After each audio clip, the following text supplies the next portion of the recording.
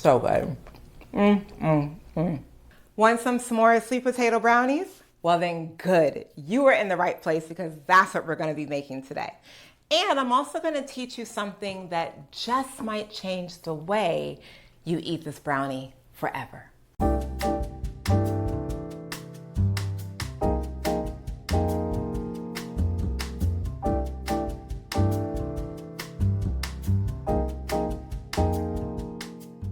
Hey, I'm Shelly, founder of the Mindful Nutrition School, certified health and wellness coach. And on this channel, The Mindful Plate, I teach you how to feed the vision and not the voids with recipes, mindful eating tips, and plant-based wisdom. Now let's get into these brownies. Now these s'mores sweet potato brownies are not just something that you eat. Oh no, they're more than that. They are an entryway in how you relate to food. You see, over the years, I've learned that you can have all the right recipes, you can eat the cleanest diet and still feel out of control or struggle with your relationship with food. So you see, these brownies, they take me back to a time when eating a brownie like this would have come with a lot of noise for me. And you might know what I'm saying when I say this. Questions like, will this set me back? Okay, I'm gonna eat this brownie, but after I eat this brownie, I promise I'm gonna be good for the rest of the week. But this brownie right here, oh, it's quiet. And here's why. So our s'mores sweet potato brownies aren't made from a list of ingredients that you can't pronounce, nor are they engineered to satisfy some craving or give you a dopamine hit. It's just sweet potato, carob powder, eggs, maple syrup, almond butter, baking soda, salt, chocolate chips if you like, and graham crackers and vegan marshmallows for that s'moresy goodness. But that's it.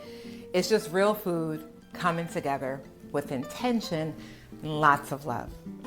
We're starting with our graham cracker crust. Now, this brings me so much joy because I don't know about you, but I just love when you have that crunchy, crumbly bit that's integrated into a baked good. So in true s'mores fashion, we are going to be mixing graham cracker crumbs with a little bit of coconut oil and then layering that into the base of our pan before we add our brownie mix. And to start our brownie mix, we are beginning with sweet potatoes. It's naturally sweet, it's fibrous, it's grounding, it's nourishing, it's earth. You know, in the past, I've worked with clients who would see this and they think, oh, it's too many carbs, it's too starchy. But after they begin mindful nutrition, they're also able to see it as something that actually supports their well-being. Yes, a brownie can do that because it satiates, it stabilizes, it gives your body something real to work with.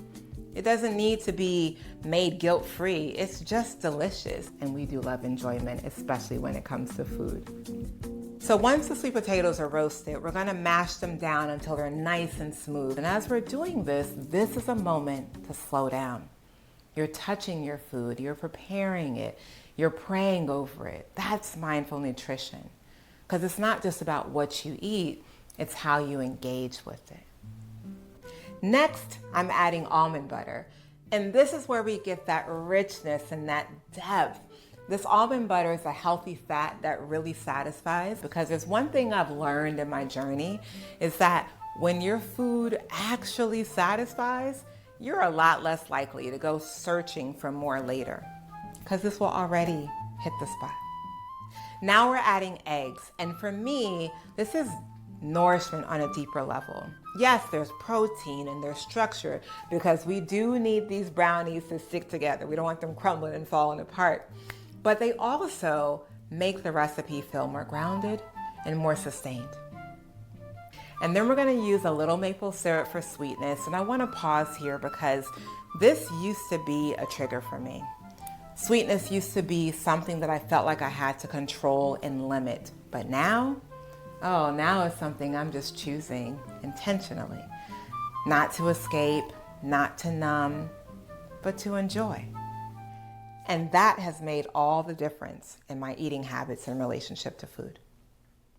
Now we're adding in vanilla for taste and coffee extract because when you add coffee extract to any chocolatey dessert, it deepens the chocolatey flavor.